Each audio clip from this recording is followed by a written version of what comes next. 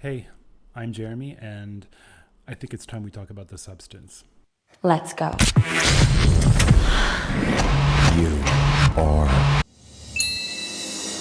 First off, I like this movie. I might even love this movie.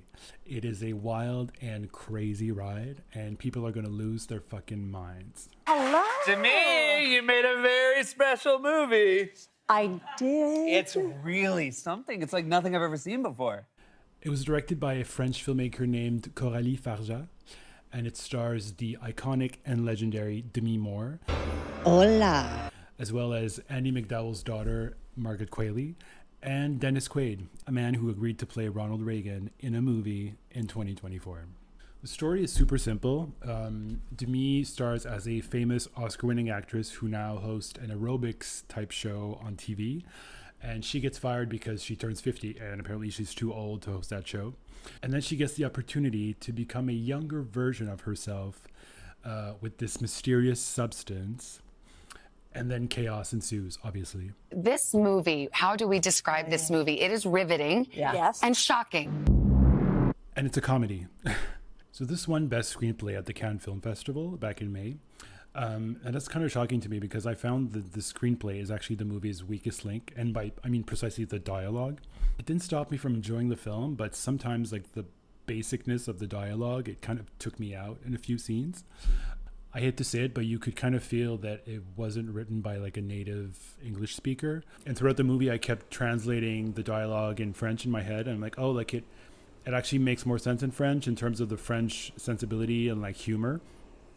So I think in English, it's just like, it comes off just like kind of flat, like just the what you expect people to say in certain scenes. So I think Cannes just wanted to like give the movie something because they loved it and there was like no other category available. One of the highlights of the film is really the performances. Demi Moore, who I've loved since I was a kid. I was obsessed with Ghost. Indecent Proposal was one of my favorite. He'd tell you to go to hell. Charlie's Angels Full Throttle. Why be an angel when I can play God? They were some of my favorites when I was growing up, even Striptease. So Demi gives like a go for broke, bonkers performance. You've never seen her like this. Like this is the craziest, wildest thing she's ever done. And I absolutely love that for her.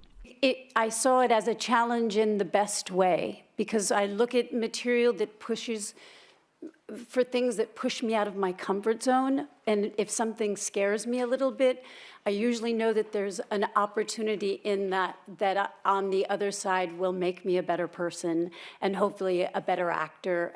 This was me when I left the theater. Very well done. No, actually, it was more like this.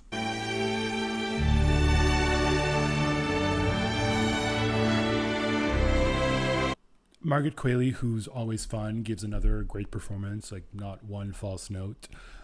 Dennis Quaid is having the time of his life. And that role was actually supposed to be played by Ray Liotta, but he unfortunately passed before the production started. The direction of this movie is sensational.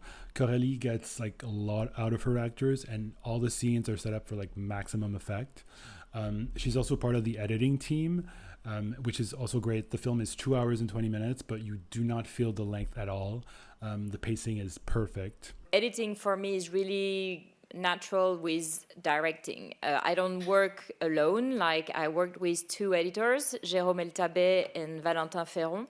And it was a very long process because as the movie has very little dialogue, everything is about the pacing. And as long as everything is not right, the movie really feels like monstrous. Like it's, it's unbalanced or it doesn't have the everything's together. The production design and cinematography are also very special. We're on like minimalist sets with lots of big pops of color. Demi's apartment, which has like this big picture window overlooking a billboard of herself. And that plays like a big part in the story.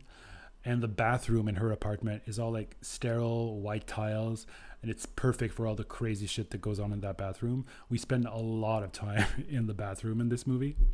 But I think what people will remember most of this movie is the makeup and the makeup effects, the prosthetics. It's giving The Fly. It's giving The Elephant Man. There's 27 people credited in the makeup department in this movie, so there you go. And that's why you only see like 3 different scenes of Demi in the trailer, because very soon in the movie, stuff starts happening to her. Stuff happens. Stuff happens. I've read a lot about this movie, like since it premiered at Cannes, and everybody kept saying like, "Oh my God, it's the craziest thing ever." Just when you think it's gone too far, it goes even further. So I think because of that, I kept kind of thinking that throughout the movie, like, "Oh, is this the furthest we're gonna go, or is this it, or what's happening next?" So it kind of altered my enjoyment of the movie a little bit.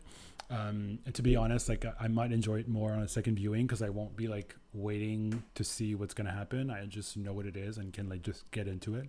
I can't imagine what it must have been like at Cannes to like walk into this without knowing anything and watch this like as the first audience. Crazy. So the film deals with aging and beauty standards, and in a really exaggerated way where they really like bring home their argument. But what was most interesting to me, and also is what Demi has been saying in most of her interviews, are the scenes where they deal with like how women view themselves and like the standards that they've bought into. But it's the violence that we have against ourselves. And that's what I feel was really powerful in this. And a lot about compare and despair and the violence that we have against ourselves. Like when we look in the mirror and we're judging ourselves, the way, if we were to create a physical manifestation of the negative self-talk that all of us, not just women, but that we as people can do to tear ourselves down. Like those scenes there's a few of them and they're really, really sad. My hope was that it would be impactful and really resonate. In terms of its Oscar chances, people have been talking about like Oscar buzz for Demi, but I don't think that's going to pan out. I think she'll be part of the conversation all season long, and maybe like those roundtables and stuff, and the actors on actors. But ultimately, like the nomination won't happen. It's just too crazy. But maybe if Demi goes supporting, she could pull a Jamie Lee Curtis with a crazy performance and walk out with an Oscar. It would kind of be category fraud, but there's an argument to be made that like this is much more Margaret Qualley's movie than Demi's. I'm not sure, but I think she must have a bit more screen time. The only nomination I see it getting is obviously makeup. I don't think anything else will top the makeup in this movie this year. They might have this in the bag. Yes, so there's quite a bit of prosthetics. Yes. And so I sat in the chair anywhere from 6 to 9.5 hours with a good, 2 hours to take it off. Wow. In closing, I'm really glad this movie is ushering in like this demi-sance, as Variety magazine put it. Demi's having her moment. She's on the cover of Interview magazine this month. She looks great. And if you haven't read her memoir, which she published a few years ago, called Inside Out, you should get it because it's amazing. And I give The Substance 4.5 stars on Letterboxd. That half point is because of the script. Otherwise, it could have been an absolute masterpiece. I was watching this. It's definitely, I encourage people to see it in the theater because it's a powerful shared experience. Yeah. So see it on the big screen, see it with like the biggest audience you can.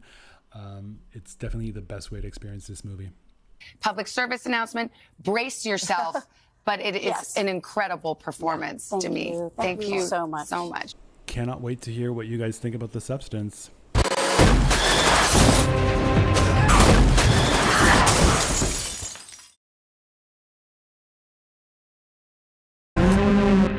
People are gonna love that.